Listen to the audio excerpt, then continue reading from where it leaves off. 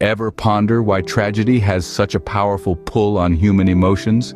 From Shakespeare's Hamlet to Homer's Iliad, tales of tragedy have captivated us, generation after generation. But why? What is it about the sorrow, the heartbreak, the despair that draws us in so irresistibly? Tragedy, despite its negative connotations, has been a cornerstone of human culture, particularly in ancient Greece. It's as if we are drawn to the pain and suffering of others, finding a strange sense of comfort and connection in shared human experience. But again, why is this? Could it be that tragedy gives us a sense of perspective, allowing us to appreciate the beauty and joy in our own lives? Or perhaps it serves as a reminder of our shared humanity, our vulnerability, and the inevitability of suffering. As we delve deeper, we'll explore these questions, traversing the philosophical landscape of the Apollonian and Dionysian elements in Greek tragedy. Perhaps the answer lies in the intricate dance of the Apollonian and Dionysian elements in Greek tragedy. Ever heard of the Apollonian element in Greek tragedy? This concept, derived from Apollo, the Greek god of light and reason, represents order, logic, and structure in the chaotic world of Greek tragedy.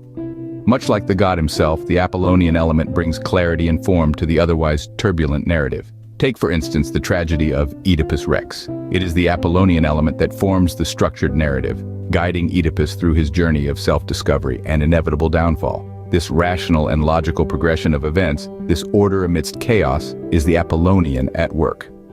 Similarly, in Antigone, the Apollonian element is ever present in the logical reasoning of King Creon, who insists on the law of the state over familial bonds. His decisions, though harsh, follow a clear rational path, embodying the Apollonian principle. But a Greek tragedy is not complete with the Apollonian alone. Enter the Dionysian. Now let's delve into the chaos of the Dionysian. The Dionysian element in Greek tragedy is a fascinating and volatile force. It's the wild, untamed energy that swirls beneath the surface of order and reason. This is the realm of the irrational, the emotional, the chaotic. Within the Dionysian, we find the raw, visceral power that fuels the drama and intensity of Greek tragedy.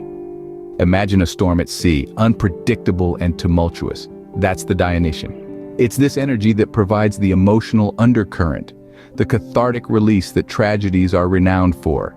It's the Dionysian that makes us feel, that stirs our souls, that pulls us into the depths of human experience. Take, for example, the tragedy of Oedipus Rex. The horrific realization by Oedipus of his deeds, the gut-wrenching despair, that's the Dionysian at work. It's this element that gives the story its emotional depth, its profound impact. Yet the Dionysian doesn't stand alone. It intertwines with the Apollonian, the rational and ordered element. It's in this dance between the two, this interplay of chaos and order, emotion and reason, that the true essence of Greek tragedy is found.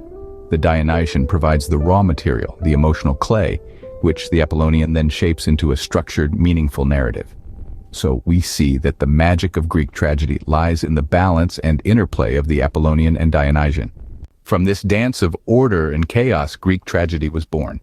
A beautiful ballet between the Apollonian and Dionysian elements is what births this powerful form of storytelling. It's the delicate balance between these two contrasting forces that defines the essence of Greek tragedy.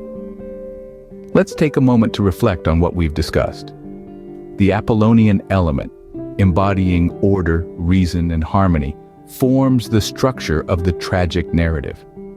It provides the framework that shapes the story, allowing the audience to follow along and understand the unfolding events. On the other hand, the Dionysian element, representing chaos, passion, and instinct, infuses the narrative with raw emotional power. It's the Dionysian that stirs the soul, that makes us feel the joy, the sorrow, the despair, and the hope of the characters in the story. These two elements, though seemingly opposing, work together, creating a rich tapestry of human experience.